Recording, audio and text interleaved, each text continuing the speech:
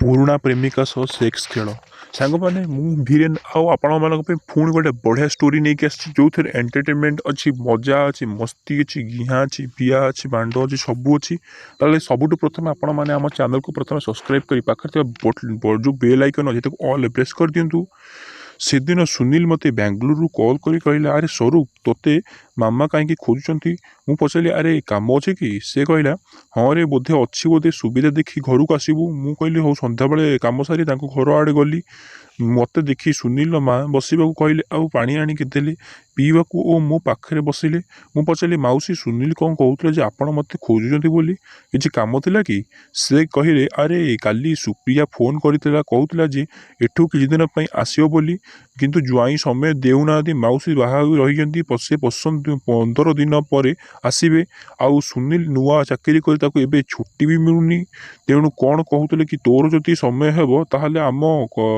कारटा टिके जाई सुप्रिया आड़ को आनीपर मु कहली हौ मौसी मुझे भाभी कहबी यह कही मु आम घर को चली आसिली सुप्रिया आनिबाकू जीवाई कहबारू से मन टिके अस्थिर होगा लगे कारण सुप्रिया बाहागर पर तार सहित देखा हुईनी इच्छा जी होते ताठू अधिक होता कौन करी भावुली सुनील घर आम घर भुवनेश्वर मधुसूदन नगर आम घर आउ दुईटी घर पाखे घर सुनील आउ मो क्लासमेट सुप्रिया सुनील ठार 3 वर्ष छोट किंतु आमे गोटे स्कूल पढ़ू आमे दुई भाई ओ मु बड़ आउ से सान बर्तमान बुर्ला मेडिकल पढ़ुची सुनील घर आम घर भितर खूब भल संपर्क दुहे बापा सरकारी ऑफिसर दुहे भुवनेश्वर बाहर चाकरी कर मझे मझे घर को आसती मो माँ आउ मौसी मन सुनील मान भितर मत खूब भल संपर्क पिला बेलू मोर से घरे से अबाध प्रवेश पिलादिन सांग हो पढ़ा खेल इत्यादि चली केत खूब सांग तो केत सामान्य कथार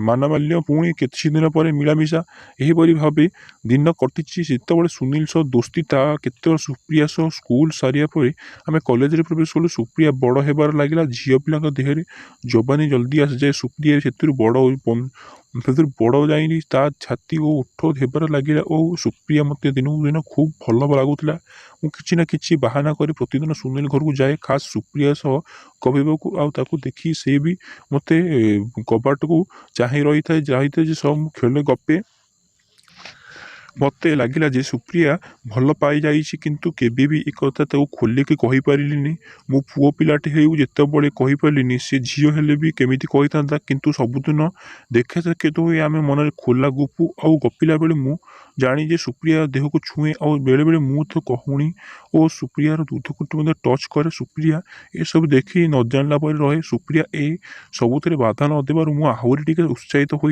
कम लगी जाए दिने आम कथा बेले हठात लाइन कटिगला मो सांगे सांगे मो हाथ नहीं तो दूधरे घसीदेली और सुप्रिया किसी कहलानी एमती भाव दिन कटि चलला +2 पर सुनील इंजीनियरिंग सिरांग चलीगला और जदिव मु गोटे भल छात्र थी मोर किंतु सही मेडिकल व इंजीनियरिंग पढ़ा जमार आग्रह नाला तेणु +2 फिजिक्स रे +3 पढ़ी आउ MSc पढ़ाई बाणीविहार एडमिशन नेली भावुली MSc पर किसी गोटे बड़ जॉब करी आउ सुप्रिया प्रपोज करी किंतु MSc उपर सांगे सांगे किसी चाकरी मिललानी तेणु बाध्य MP फेरे कली एडमिशन नेली और जॉब पाई अप्लाई करी चली यह भितर सुप्रिया भी ग्रेजुएशन सरी आउ सुनील भी कैंपस से जॉब पाई बेंगलोर चली जाइला दिन हम मु सुप्रियार बाहागर गोटे प्रस्ताव में आसला पिलाटा OAS ऑफिसर आउ सुप्रियार फोटो देखी गोटे थर कि राजी हो जाता फैमिली भी भल थिला पिलाटी मयूरभंज जिले में कौ गोटे जगार तहसिल अच्छी यही प्रस्ताव शुणी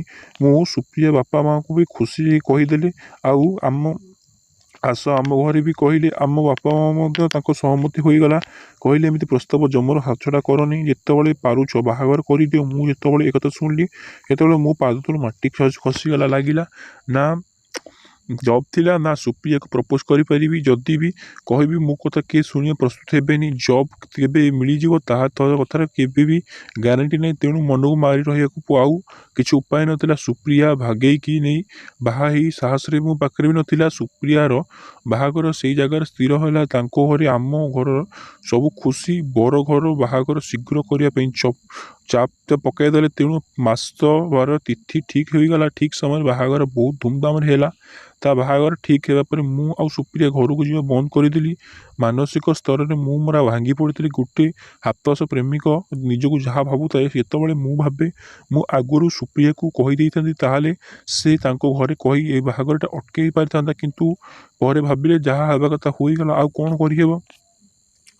ସୁପ୍ରିୟା ବାହାଘର ପ୍ରାୟ 6 ମାସ ହୋଇଗଲାଣି। ମଝିରେ ମଝିରେ ଆସିଲା ବେଳେ ବାପା ଘରକୁ ବାହାର ପରେ ମୁଁ ଆହୁରି ସୁନ୍ଦର ଦିଶୁଥିଲି। ତଥାପି ତା ସିନ୍ଦୁର ଖୁବ୍ ଚମତ୍କାର ଦିଶୁଥିଲା। ତାଙ୍କ ଘରକୁ ଯାଇ ତା ସହ କଥା ହେବାକୁ ମୋର ସାହସ ନଥିଲା। ତେଣୁ ମନ ମାରି ଆମ ଘରେ ରହୁଥିଲି। ଦିନେ ଘରେ ଥିଲାବେଳେ ମୁଁ ଆମ ଘରକୁ ଆସିଲି, କିନ୍ତୁ ତାଙ୍କ ଦେଖି ମୁଁ କାମ ବାହାନାରେ ମୁଁ ବାହାନାକୁ ଚାଲି ଯାଇଥିଲି। ଏହା ଭିତରେ ମୁଁ ଗୋଟେ ମେଡ଼ିକାଲ କୋଚିଂ ସେଣ୍ଟରରେ ଚାକିରି ପାଇଯାଇଥିଲି। ଦିନ ଏମ୍ଫିନ୍ ପଢ଼ୁଥିଲି ଆଉ ରାତିରେ ଆସି କୋଚିଂ ସେଣ୍ଟରରେ ପଢ଼ାଉଥିଲି। ମୋ ପାଠପଢ଼ା ଶୈଳୀ ଦେଖି ସେଣ୍ଟର ହେଡ୍ ଖୁବ୍ ଖୁସି ଥିଲେ ଆଉ ମୋତେ ପରମାନେଣ୍ଟ ଜବ୍ ପାଇଁ ଅଫର୍ ଦେଲେ। କିନ୍ତୁ ଏମ୍ଫିନ୍ ସରିବା ପାଇଁ ଯାଏ ମୁଁ ଆସିପାରିବିନି ବୋଲି କହିଥିଲି। କିନ୍ତୁ ସେମାନଙ୍କ ପାଇଁ ଅପେକ୍ଷା କରିବେ ବୋଲି କହିଥିଲେ। ଭଲ ଆଙ୍କର ପ୍ୟାକେଜ୍ ଅଫର୍ ବି କରିଥିଲେ। ମୁଁ ପାଠ ସାରିବା ଅପେକ୍ଷା କରିଥିଲି। ଆଜି ମାଉସୀଙ୍କ ସୁପ୍ରିୟାଙ୍କୁ ଆଣିବାକୁ ଯିବା କଥା ଶୁଣି ମନଟା କାହିଁକି ବିଚଳିତ କରିବାକୁ ଲାଗିଲା। ଯିବା ନା ନାହିଁ ସେତେ କଥା ଡିସାଇଡ଼୍ କରିପାରୁନଥିଲି।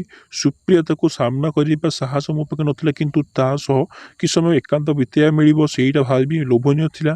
ଯାହା ବି ହେଲେ ସୁପ୍ରିୟା ମନରୁ ପସରି ପାରୁନଥିଲି। ହଁ ନାଇଁ ଭାବୁ ଶେଷରେ ଭାବିଲି ଯିବି। ପରଦିନ ମୋ ସହ ବିଶେଷ କ୍ଲାସମେଟ୍ କିଛି ନଥିଲା। ସେଥିପାଇଁ ସେଣ୍ଟରକୁ ଫୋନ୍ କରି କହିଦେଲି ଯେ ସାର୍ କିଛି କାମ ଥିବାରୁ ଆଜି ମୁଁ ଆସିପାରିବିନି। ମାଉସୀଙ୍କ ପାଖରେ ଯାଇ କହିଦେଲି ମୁଁ ଯେ ସୁପ୍ରିୟାକୁ ନେଇ ଆସିବି।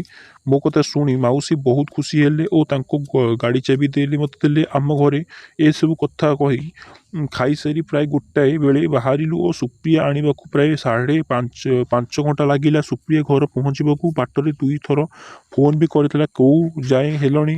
ମୁଁ ପହଞ୍ଚିଲା ବେଳେ ସୁପ୍ରିୟା ଦୁଆର ପାଖରେ ଠିଆ ହୋଇଥିଲା। ଜଣେ ପିଅନ ଆସି ଘର ଗୋଟେ ଖୋଲିଦେଲା ଆଉ ମୁଁ ଘର ଭିତରକୁ ଗାଡ଼ି ନେଇ ଆସିଲି ଓ ତାଙ୍କ ଘରକୁ ଆସିଲେ ସୁପ୍ରିୟା ମୋତେ ପାଣି ଆଣିଦେଲେ ପିଇବାକୁ। ସ୍ୱାମୀ ପରମେଶ୍ୱରଙ୍କ କଥା ପଚାରିଲା। ସେ କିଛି କାମରେ ବାହାରକୁ ଆସିଛନ୍ତି। ତାଙ୍କୁ ଫୋନ୍ କରି ଆଉ ଶୀଘ୍ର ଆସିବେ ବୋଲି କହିଲା। ମୋ ପାଇଁ ଚାହା ଆଣିବାକୁ ଯାଇଥିଲା, କିନ୍ତୁ କହିଲି ଅପେକ୍ଷା କର, ପରଶ ଆସିଲେ ସାଙ୍ଗ ହେଇକି ପିଇବା। ଆମ ସାଙ୍ଗ ପରଶକୁ ଅପେକ୍ଷା କରୁଥିଲୁ। ସୁପ୍ରିୟା ଗୋଟେ ପିଙ୍କ କଲରର ଡ୍ରେସ୍ ପିନ୍ଧିଥିଲା, ଖୁବ୍ ସୁନ୍ଦର ଆଉ ସେକ୍ସି ଦେଖାଯାଉଥିଲା। ମନେ ମନେ ଭାବୁଥିଲି ଯଦି ସାହସ କରି ଆଗରୁ ମୋତେ ଭଲ ପାଇ କଥା କହିଦେଇଥାନ୍ତି, ତାହେଲେ ଆଜି ବୋଧହୁଏ ମୋର ହୋଇଥାନ୍ତା ଆଉ ମୋ ନାଁରେ ମଥାରେ ସିନ୍ଦୁର ଲଗାଇଥାନ୍ତା। କିଛି ଦିନ ସମୟ ପରେ ପରେଶ ଆସି ପହଞ୍ଚିଲେ।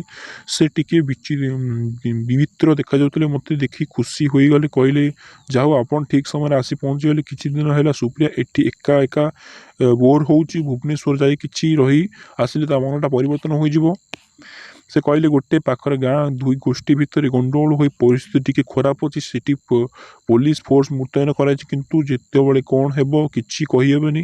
2ଟା ଯାକ ଗୋଷ୍ଠୀ କେହି କାହା କଥା ମାନିବାକୁ ପ୍ରସ୍ତୁତ ନାହାନ୍ତି। ପରିସ୍ଥିତି ପୁରା ଅସମ୍ଭାଳ ଆଉ କଲେକ୍ଟର ପରେଶକୁ ମାଜିଷ୍ଟ୍ରେଟ୍ ଡ୍ୟୁଟି ଦେଇଛନ୍ତି ଯେ ତେଣୁ ଜାଗାରେ ରହିବାକୁ ହେଉଛି। କହୁଥିଲେ ଆଜି ରାତିରେ ବୋଧେ ସେଇ ଗାଁରେ ପଡ଼ିପାରେ। ଏମିତି ଭାବେ ଆମେ ବସି ଗପସପ ହେଲୁ। ପରେଶ କହିଲେ ସ୍ୱରୂପ ବାବୁ, ଆପଣଙ୍କ ଚାକିରି ବହୁତ ଭଲ। ନା ଟେନସନ୍ ଅଛି, ନା ଦିନ ରାତି ଖଟିବାର ଅଛି, ଆଉ ମାସେ ଶେଷ ବି ଭଲ ଦରମା ବି ଆସିଯାଉଛି।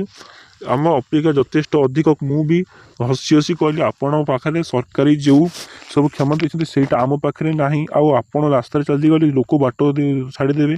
ଗପସପ ବ୍ୟସ୍ତ ଥିଲାବେଳେ ସୁପ୍ରିୟା କହିଲା ଆରେ ଏମିତି ଗପୁଥିବ ନା, ରାତିରେ କ'ଣ ଖାଇବା। ଏହା କହି ରୋଷେଇ କରି ଚାଲିଗଲା। ମୁଁ ରୁମ୍କୁ ଟିକେ ରେଷ୍ଟ ନେବାକୁ ଆସିଲି। ପରେଶ ବାବୁ ତାଙ୍କ ରୁମ୍ରେ ଗଲେ ରେଷ୍ଟ ପାଇଁ। ରାତି ପ୍ରାୟ 9:30 ବେଳକୁ ସୁପ୍ରିୟା ରନ୍ଧାରନ୍ଧି ସାରି ବାଢ଼ିବାକୁ ପ୍ରସ୍ତୁତ ହେଲା ଆଉ ଆମେ ପରେଶ ବାବୁଙ୍କୁ ଆସି ଡାକିଲା। ପ୍ରାୟ 1 ଘଣ୍ଟାରେ ନେଇ ଶୋଇପଡ଼ିଲା ପରେ ମୁଁ ଫ୍ରେଶ୍ ଲାଗୁଥିଲା। ପରେଶ ଟିକେ ରେଷ୍ଟ ନେଇ ପାଖକୁ ଦେଖାଯାଉଥିଲା। ରୁଟି ସଫ୍, ଦେଶୀ ଚିକେନ୍ ଝୋଳ ଆଉ ସନ୍ତୁଳା ଖୁବ୍ ଭଲ ଭାବେ ସୁପ୍ରିୟା ବନେଇଥିଲା। ବହୁତ ଟେଷ୍ଟି ଥିଲା। ଭାବୁଥିଲି ଠିକ୍ ସମୟରେ ଉଚିତ ପଦକ୍ଷେପ ନେଇଥିଲି। ଏପରି ଖାନା ମୋତେ ସବୁଦିନ ମିଳିଥାନ୍ତା। ଖାଇସାରିବା ପରେ ପରେଶଙ୍କ ପାଖକୁ ଫୋନ୍ ଡାକରା ଆସିଲା ଯେ ସେ ଜାଗାକୁ ଯିବା ପାଇଁ। ସେ କହିଲେ ମୁଁ ଏବେ ରାତିରେ ଯାଉଛି, ପାରିବିନି। ସେଠି ଜଗା ପହଞ୍ଚି ଖବର ଦେବି, ସକାଳୁ ପରିସ୍ଥିତି ଦେଖିବି। ସ୍ୱରୂପ ବାବୁ ଅଛନ୍ତି, ନହେଲେ ଆମେ କେଉଁ ଗୋଟେ ପିଅନକୁ ପଠାଇ ଦିଅନ୍ତୁ ରାତି ଘର ଜଗିବା ପାଇଁ। ଏହା କହି ସେ ତରବର ପୋଷାକ ପିନ୍ଧି ଚାଲିଗଲେ ଓ ସେଠି ପହଞ୍ଚି ଖବର ଦେଲେ ଯେ ପରିସ୍ଥିତି ଟିକେ ଟେନସନ୍ ଅଛି, ତେଣୁ ରାତିରେ ଆସିବେନି। ମୁଁ ତାଙ୍କ ଡ୍ରାଇଭିଂ ରୁମ୍ରେ ବସି ଟିଭି ଦେଖୁଥିଲି। ସୁପ୍ରିୟା ତା କାମ ସାରି ଆସି ମୋ ପାଖରେ ବସିଲା। ଗୋଟି ଫିକା ବ୍ଲାକ୍ କଲର୍ ସିଲ୍ଭର ନାଇଟିକୁ ପିନ୍ଧି ଆଉ ଖୁବ୍ ସେକ୍ସି ଦିଶୁଥିଲା। ତା ଦେଖି ହସି ହସି ଦେଲି। ମୁଁ କହିଦେଲି, ସ୍ୱରୂପ ଥିଲା ଆଉ ତୁମ ପାଇଁ ଖୋଲି ଖୋଲା କଥା କହିପାରୁନଥିଲି। ଯେ କଥା ଯାହା କହିପାରୁନଥିଲି ତାକୁ କହିପାରିଥିଲି। ଆଉ ତମେ ମୋ ବିନା ଦୋଷରେ ଅଭାବ କଲା ପରେ ମୁଁ ଯେତେ କଷ୍ଟ ଲାଗିଛି ସେଦିନ ଜାଣିଛି। ଏସବୁ କଥା ଶୁଣି ଚୁପ୍ ରହିପାରିଲାନି। କହିଲା, ଆରେ ସୁପ୍ରିୟା, ତୋତେ ଗୋଟେ କଥା କହିବି ପ୍ଲିଜ୍, କିଛି ଭୁଲ ଭାବୁଯିବନି। ସେ କହିଲା, କହୁନ, ମୁଁ ବୁଝିବିନି। ସୁପ୍ରିୟା ବି ସବୁଠୁ ବେଷ୍ଟ ଫ୍ରେଣ୍ଡ ଆଉ ଥିଲୁ। ଆଉ ଆମ ବେଷ୍ଟ ଫ୍ରେଣ୍ଡ ତ ମୁଁ ଯେ କେତେବେଳେ ଭଲ ପାଇ ବସିଥିଲି ସେ ମୁଁ ଜାଣିନଥିଲି। ତେଣୁ ସେଦିନ କଥା ନହେଲେ ବି ଦେଖି ରାତି ନିଦ ହେଉନଥିଲା। ତୋତେ ମୋ ଜୀବନ ସାଥୀ କରିବା ପାଇଁ ବୋଲି ମନେ ମନେ ସ୍ଥିର କରିଥିଲି। ଆଉ ତୋ ପାଇଁ ମନେ ମନେ କେତେ ସ୍ୱପ୍ନ ଦେଖିଛି ସେ କଥା ତୁ ବି ଜାଣିପାରିବିନି। ଭାବିଥିଲି ଗୋଟେ ଜବ୍ ମିଳିଗଲା ପରେ ତୋତେ ପ୍ରପୋଜ୍ କରିବି, କିନ୍ତୁ ପରିସ୍ଥିତି ଏମିତି ହେବ ବୋଲି ଜମାରୁ ଭାବିପାରିନଥିଲି। ଏମିତି କହି କେଳକୁ କଣ୍ଠରେ ଲାଗି ଯାଉଥିଲା ଆଉ ଦେଖି ଛଳଛଳ ହେଉଥିଲା। ଦେଖି ସୁପ୍ରିୟା ବି ଆଖିରେ ଛଳଛଳ ଲୁହରୁ ବୋହିଲାଣି। ମୁଁ ଆଉ ସମ୍ଭାଳି ପାରୁନଥିଲି। ସୁପ୍ରିୟା ହାତ ଧରି ମୋ ହାତ ଆଡ଼ୁ ଟାଣି ଆଣିଲା। ମୋ ଛାତିରେ ଜାବିକି ଧରିଲା। ମୋତେ ଛାତିରେ ମଥାରେ ରଖି କୁଇଁ କୁଇଁ ହୋଇ କାନ୍ଦିବାରେ ଲାଗିଲା। ତା ବଡ଼ ବଡ଼ ଦୁଧ ଦୁଇଟି ମୋ ଛାତିରେ ଚିପି ହୋଇଯାଉଥିଲା। କିଛି ସମୟ ପରେ କିନ୍ତୁ କାନ୍ଦ ବନ୍ଦ ହେଲା। ଆଉ ମୁହଁରେ ଟେକି ମୋ ଆଡ଼େ ଚାହିଁଲା। କହିଲା, ବହୁତ ଖସିବା ପାଇଁ ଜମାରୁ ଚେଷ୍ଟା କରୁନଥିଲା। ମୁଁ ସେମିତି ଧରି ତାକୁ ରହିଲି। କିଛି ସମୟ ପରେ ଜାଣିଲି ସ୍ୱରୂପ ମୋତେ ଭଲ ପାଉଛ ବୋଲି। କିନ୍ତୁ ଥରଟି ଯଦି ମୋ ମନ କଥା କହିଥାନ୍ତା। ମୁଁ ଆଉ କିଛି ନ କହି ମୁହଁ ସାରା ଚୁମା ଦେଇ ଚାଲିଲି। ସେ ମୋତେ ବୋଧେ ବାଧା ଦେଉନଥିଲା। ମୁଁ ମଜା ନେଉଥିଲି। ଆଉ କିଛି ସମୟ ପରେ ସେ ବି ମୋତେ ଚୁମା ଦେବାରେ ଲାଗିଲା। କିଛି ସମୟ ଏମିତି ରାତିରେ ଓଢ଼ଣୀ ଖୋଲା ସ୍ୱପ୍ନ ଥର ଦେଖିଲି। ତାପରେ କହିବି ସେଠୁ ମୋ ଟିକେ ଦୂରେଇ ଯାଇ କହିଲି, ସ୍ୱରୂପ ତୁମେ ସ୍ୱପ୍ନରେ ଆଜି ପୂରଣ କରିଦେବ ଏ ସ୍ୱପ୍ନ ମୁଁ ଦେଖିଥିଲି। ଆଉ ଆଜି ଦୁହେଁ ସ୍ୱପ୍ନ ପୂରଣ ହେବ। ଏହା କହି ଉଠି ଚାଲିଗଲା ତା ରୁମ୍ ବେଳକୁ। ମୁଁ କହିଲି, ନା, ଡାକିଲା ଯାଇ ଆସିବିନି। ସେତେବେଳେ ଡାକି ସେ ବେଳକୁ ଆସିଲା। ମୁଁ ଭାବିଲି ବସି ଟିଭି ଦେଖୁ ଲାଗିଲି। ପରେ ଅଧଘଣ୍ଟା ଟିଭି ଦେଖିଲା ପରେ ମୁଁ ତା ବୋର୍ ହୋଇଗଲି। ଆଉ ତା ସୁପ୍ରିୟା ତାକୁ ଡାକିବା ଶୁଣାଗଲା।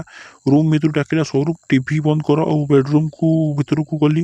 ଏତେବେଳେ ସିଏ ଗୋଟେ ରୁମ୍ ଭଲ ଭାବେ ସଜେଇ ଖଟରେ ବସିଥିଲା। ନିଜେ ଗୋଟେ ଲାଲ ରଙ୍ଗର ଶାଢ଼ୀ ପିନ୍ଧିଥିଲା। ଆଉ ଓଠରେ ହାଲକା ଲିପଷ୍ଟିକ୍ ଲଗେଇ ମୁଣ୍ଡରେ ଓଢ଼ଣା ଦେଇ ବସିଥିଲା। ରୁମ୍ ଗୋଟେ ହାଲକା ବାସ୍ନାର ରୁମ୍ ସ୍ପ୍ରେ ମାରିଥିଲା। ଆଉ ଭିତରୁ ଭାବୁନଥିଲି ଯେ ସୁପ୍ରିୟା ନେଇ ସ୍ୱପ୍ନ ଦେଖୁଛି। ଆଜି ବୁଧୁ ବେଶରେ ବସି ଡାକିଛି। ରୁମ୍ ଭିତରୁ ବନ୍ଦ କରି ତା ପାଖରେ ବସିଥିଲା। ଖଟ ପାଖରେ ଗୋଟେ ଷ୍ଟୁଲ୍, କ୍ଷୀର ଗ୍ଲାସ୍ ଥୁଆ ହୋଇଛି। ଆଉ ସେ ମୋ ସ୍ୱପ୍ନ ରାଣୀ ପରି ସୁପ୍ରିୟା ଆଜି ମୋତେ ମୁରୁକି ମୁରୁକି ହସୁଛି ବସିଛି। ତାପରେ କ୍ଷୀର ଗ୍ଲାସ୍ ଆଡ଼କୁ ଇସାରା କଲା। ମୁଁ ଟିକେ ଗିଲାସରୁ ଟିକେ ପିଇ ତାକୁ ଦେଲି। ଆଉ ସେ ମୋତେ ଅଇଁଠା କ୍ଷୀର ପିଇଦେଲା। ମୁଁ ତାର ଆହୁରି ପାଖକୁ ବସିଲି। ଆଉ କାନ୍ଧରେ ମୋ ହାତ ଥୋଇଲି।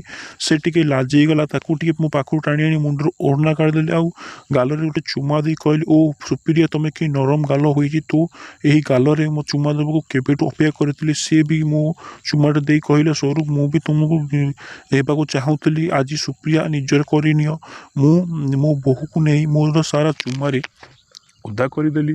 ଆଉ ମୋ ଓଠକୁ ନେଇ ତା ଓଠରେ ଲଗେଇ ଚୁମା ଦେବାର ଲାଗିଲି। ଦୁହେଁ ଦୁହେଁକୁ ଚୁମା ଦେବାର ଲାଗୁଥିଲୁ। ଆଉ ଆମେ ମୋ ଜିଭ ଓଠ ଭିତରେ ପୁରେଇ ତ ଜିଭର ସ୍ୱାଦ ଦେଖୁଥିଲି। ମୋ କାମରେ ବିନାରେ ଦୁଧ ମୋତେ ସହଯୋଗ କରୁଥିଲା। ତା ଗାଲକୁ ଧରି ତା କାମୁଡ଼ି ଖାଉଥିଲି। ଦୁଧକୁ ବଢ଼ିଆ ଲାଗୁଛି। ଆଉ ତା ଦୁଧ ସେ ଫେରି ହସି ଦେଇ କହିଲା, ସ୍ୱରୂପ, ଜାଣିଛ ତୁମର ଏଇ ଖୁବ୍ ପସନ୍ଦ।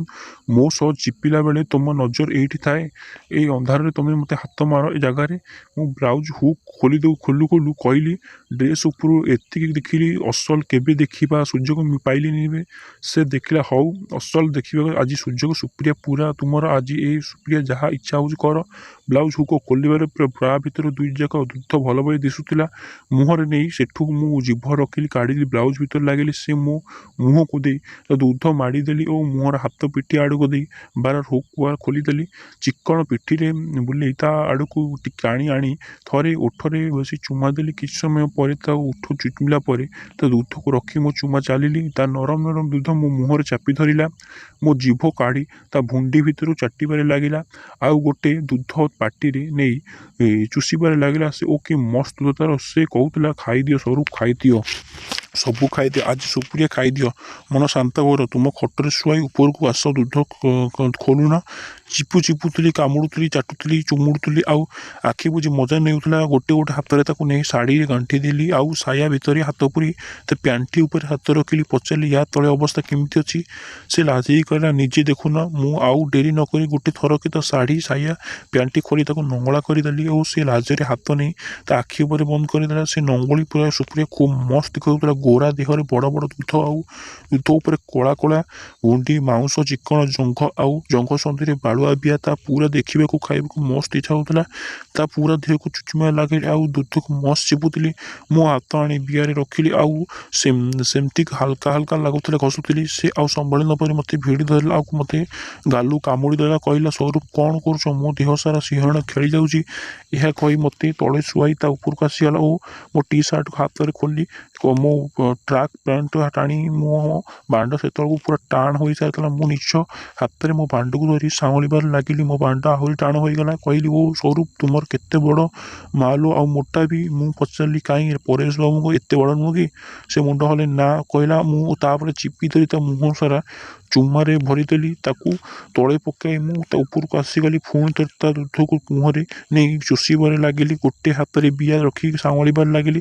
ବିଆ ସେତେବେଳକୁ ପୁରା ଓଦା। ମୁହଁ ଗୋଟେ ଆଙ୍ଗୁଠି ପୁରି ଆହୁରି ଓଦା କରିଦେଲି। ସେ ନିଜକୁ ସମ୍ଭାଳି ପାରିଲାନି। ମୋତେ ଭିଡ଼ି ଧରି ଚୁମା ଦେଇ କହିଲା ଆରେ ଆଉ ଡେରି ନ କର ସ୍ୱରୂପ ତୁମ ସୁପ୍ରିୟାକୁ ଘେହିଁ ଦିଅ। ମୁଁ ମୋ ବାଣ୍ଡକୁ ନେଇ ତା ପିଆରେ ଘଷିବାକୁ ଲାଗିଲି ଆଉ ଘୁସ୍ ଘୁସ୍ ବିଆ ଭିତରେ ବାଣ୍ଡ ପୂରେଇ ଦେଲି ଓ ସେ ମରିଗଲି କହି ଚିଲେଇ ଉଠିଲା। ମୁଁ କିନ୍ତୁ ତା ପାଟିକୁ ଭୁବଜ ନ କରି ତାକୁ ଘେହିଁ ଚାଲିଲି। ହାତ ଦୁଇଟି କାନ୍ଧ ସାଇଡ଼ରେ ଭରା ଦେଇ ତାକୁ ଘେହିଁ ଚାଲିଲି। ଭାବୁଥିଲି ଯାହା ହେଉ ନା କାହିଁ ସବୁଦିନ ହଲାଉଥିଲି ଆଜି ବି ଅସଲ ଘେହିବାକୁ ସୁଯୋଗ ମିଳିଛି। ମୋର ଜୋର ଷ୍ଟ୍ରୋକ୍ ମାରୁଥିଲେ ଆଉ ସୁପ୍ରିୟା ପାଟିରୁ ଉ ଆ ବାହାରୁଥିଲା। ତାପରେ ଟାଇଟ୍ ବିଆରେ ଘେହିବାକୁ ଖୁବ୍ ମଜା ଲାଗୁଥିଲା ଆଉ ସେ ମଧ୍ୟ ଗିହାରେ ମଜା ନେଉଥିଲା ଆଉ ମଝିରେ ଝଡ଼ି ଯାଉଥିଲା ଆଉ ଦୁଇ ଗୋଡ଼ ଆଣି ମୋ ଅଣ୍ଟାରେ ଛନ୍ଦି ଦେଉଥିଲା। ମୁଁ ମଝିରେ ଘେହିବା ସହ ତା ଦୁଧ ଚିପୁଥିଲି ଆଉ ଓଠରେ ଗାଲରେ ଚୁମା ଦେଉଥିଲି। ଏତିକି ଭାବରେ ଲଗାତାର 12 ରୁ 13 ମିନିଟ୍ ଘେହିଲା ପରେ ମୋର ବାହାରିବାର ଲକ୍ଷଣ ଦେଖାଗଲା ଆଉ ମୁଁ ଜୋରରେ ଘେହିଁ ତା ବିଆ ଭିତରେ ସବୁ ପାଣି ତାକୁ କାଢ଼ିଦେଲି ଓ ମନ ଖୁସିରେ ତା ପାଖରେ ଶୋଇପଡ଼ିଲି।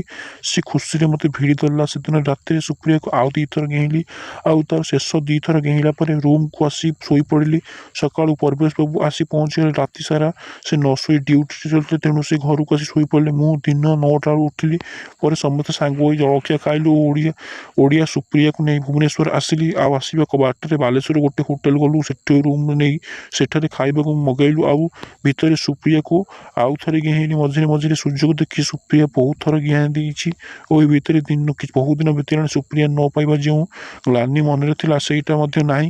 ମୋ ବାହାଘର ହୋଇଗଲାଣି। ସୁପ୍ରିୟା ଗୋଟେ ପୁଅ ହୋଇଗଲାଣି କିନ୍ତୁ ସୁପ୍ରିୟା କୁହେ ଯେ ସେ ପୁଅଟା କୁଆଡ଼େ ମୋ ତରଫରୁ ପୁରା। ତାହେଲେ ସାଙ୍ଗମାନେ ଆଜିର ଭିଡ଼ିଓଟା କେମିତି ଲାଗିଲା? ଭିଡ଼ିଓକୁ ଗୋଟେ ଲାଇକ୍ ଓ ଚ୍ୟାନେଲକୁ ସବସ୍କ୍ରାଇବ୍ କରିବାକୁ ଜମାରୁ ଭୁଲିବେନି କାରଣ ଆପଣମାନଙ୍କୁ ଏହି ଚ୍ୟାନେଲରେ ସବୁବେଳେ ଡେଲି ଏହିପରି ଷ୍ଟୋରି ମିଳିବ। ତାହେଲେ ସାଙ୍ଗମାନେ ପ୍ଲିଜ୍ ଚ୍ୟାନେଲକୁ ସବସ୍କ୍ରାଇବ୍ କରିଦିଅନ୍ତୁ। ପାଖରେ ବେଲ୍ ଆଇକନ୍ ଦବାଇ ଦିଅନ୍ତୁ। ଆଉ ଯଦି ଅନଲାଇନ୍ ଅର୍ଣ୍ଣିଂ କରିବାକୁ ଚାହୁଁଛନ୍ତି ତେବେ ଭିଡ଼ିଓ ଡେସ୍କ୍ରିପସନ୍ ବକ୍ସରେ ବଢ଼ିଆ ଲିଙ୍କ୍ ଅଛି। ତାହେଲେ ଯାଇକି ଅର୍ଣ୍ଣିଂ କରିବା ଷ୍ଟାର୍ଟ କରନ୍ତୁ।